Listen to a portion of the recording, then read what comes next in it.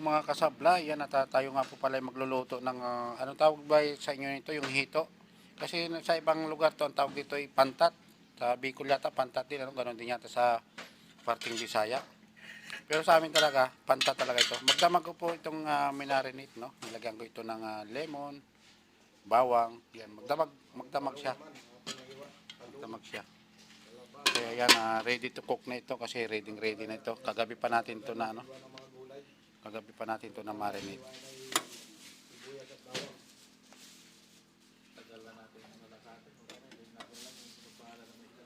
Oo nga. Medyo nakakalimutan tayo mga guys sa mga pangalan ng ano, no.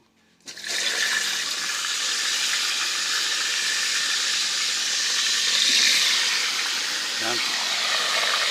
Medyo ano siya.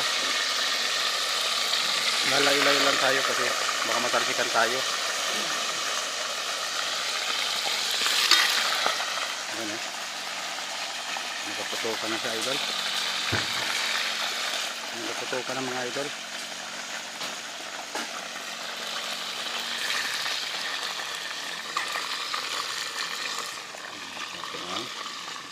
Isa.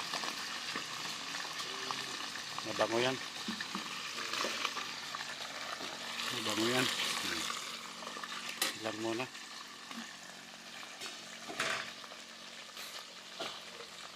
Medyo malikot yung camera natin kasi gawa ng ano siya, matalsik yung ating pinipirito. Ngayon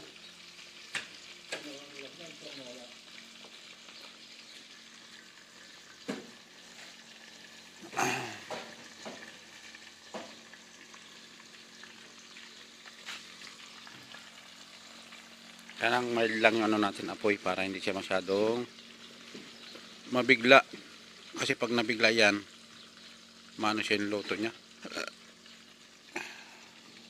Kailangan dahan-dahan lang, wala naman tayong minamadaling oras kaya kailangan dahan-dahan lang yung ano natin.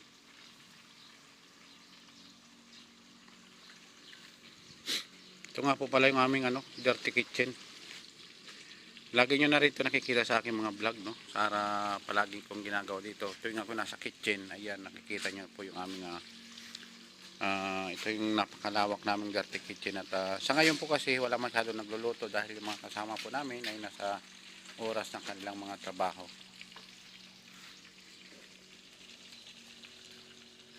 Yan, ito naman po yung inano ng kasama ko ni Unisan. Ito naman po yung kanyang recipe, gulay naman. Yan, lagyan niya ng talong at saka ampalaya. Yan. Yan po yung kanyang recipe na lulutuin naman. At paparisan po namin ng prito na pantat.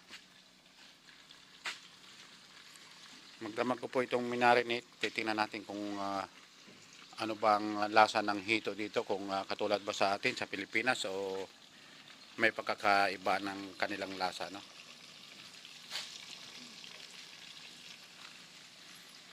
Sana parehas masarap, ano, para kung sakaling makakita ulit tayo sa mga susunod na mga araw nito ay magugustuhan pa rin natin kumain. Kasi kung magkaiba sila ng lasa, medyo hindi maganda, ay hindi na tayo kakain ulit. Titingnan lang natin, try lang natin ngayon. At sinasabayan ko na rin ng pagsaing para walang masayang na oras.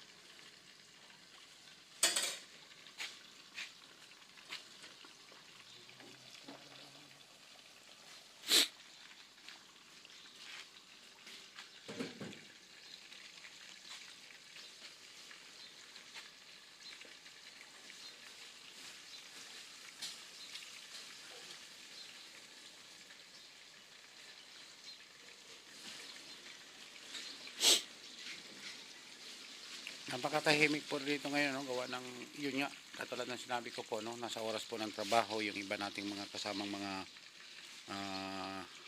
ibang company naman po sila kasi dalawang company po dito. Yung sa company po namin matagal lang halos tumigil nila lahat, wala nang nagtatrabaho.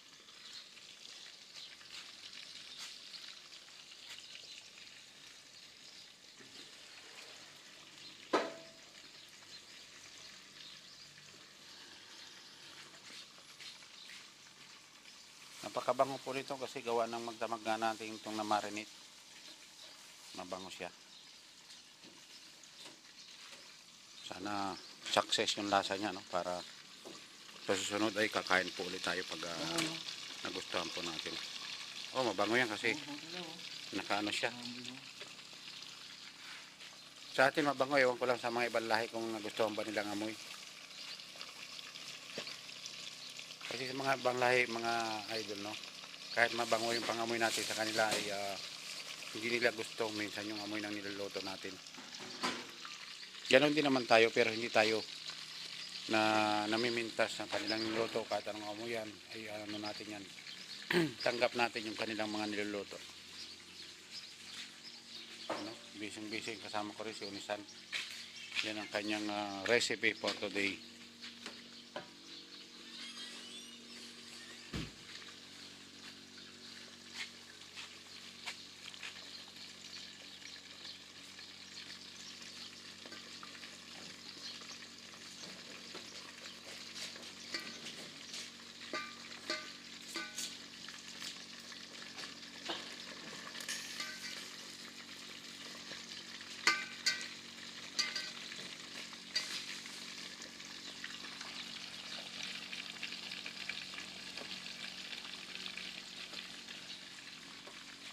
Commander Pantat.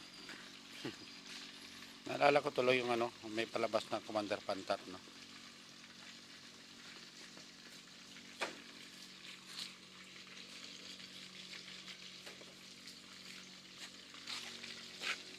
Tapos na.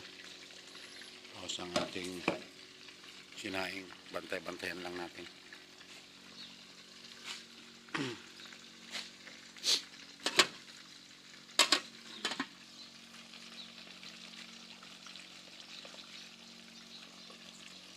Yan, medyo lapit na rin siyang maluto, no? Yung ano natin. Unang salang, medyo namumula na siya.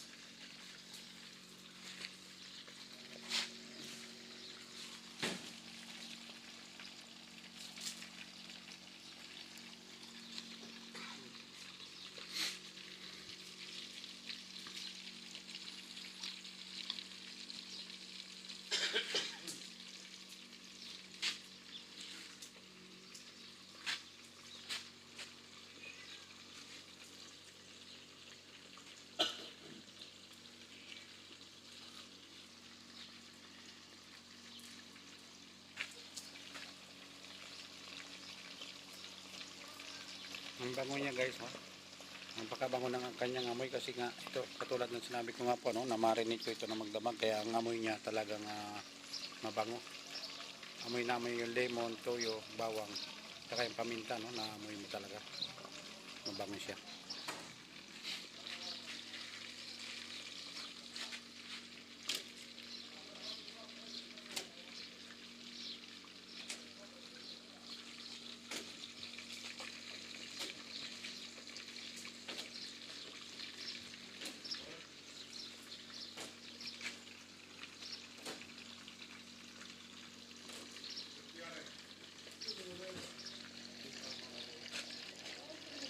Hinahin na natin ang apoy itong ating sinasayang, baka maano siya, mabigla ng luto.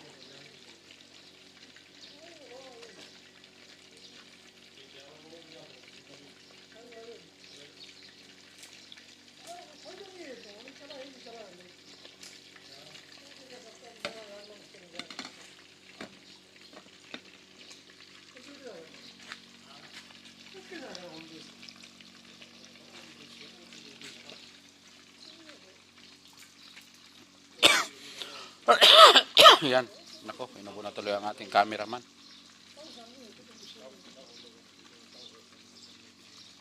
Yan lang mga idol, bye bye po, magandang umaga po ulit, maraming salamat, update ko na naman po ulit kayo sa mamaya kung success ba, kung masarap ba o normal lang ang lasa na itong ating niluluto. Kasi ang hito po dito, ngayon pa lamang po kami makakain, kaya hindi namin alam kung ito ba kasing sarap din ng katulad ng mga hito sa atin. Yan. Yan lamang mga idol, bye bye po, magandang umaga, maraming salamat sa patuloy niyong suporta sa akin. Yan o. Ito po, mga idol, oh. Oh. O, diba? Sarap po yan, mga idol. Yan, bye-bye, mga idol. Bye-bye. Ito po yung mantika natin, oh. Kalahati yung nilagay ko.